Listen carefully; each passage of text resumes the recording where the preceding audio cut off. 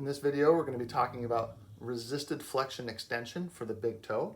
The prerequisite for this is that we're able to find an effort for big toe flexion and using an isometric to pull the big toe down, and we're feeling the effort in the ball of the foot or in the arch, sometimes running up inside of the ankle or the calf here.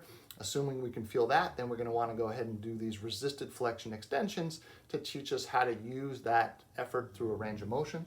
So we can pull the big toe up just like we did in our isometric setup, pull the big toe down into our fingers.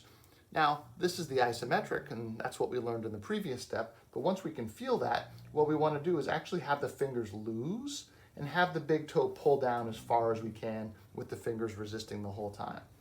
As we get towards neutral, we might feel some cramping sensations there. That's okay. If we want to flirt with the edge of those, that's going to help us get more range of motion.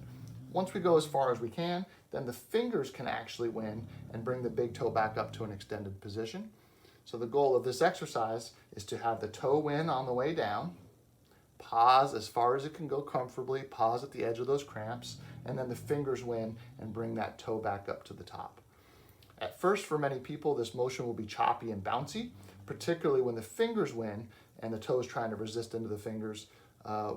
That's going to be an eccentric action for this. So when we pull the toe down, this is a concentric contraction of the tissue down below the foot here. As we pull this up, this tissue below the foot is lengthening.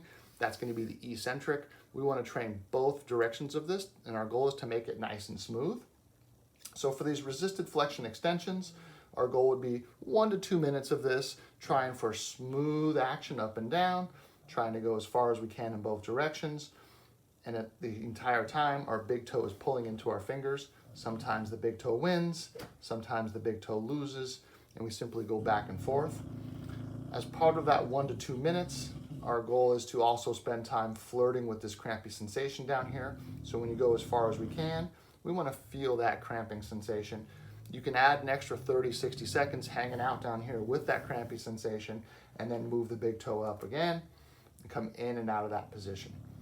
So there's two goals with this setup essentially. One is the smooth action up and down, finger winning, big toe winning, and then how much duration are we spending flirting with that crampy edge down here in the bottom of the foot.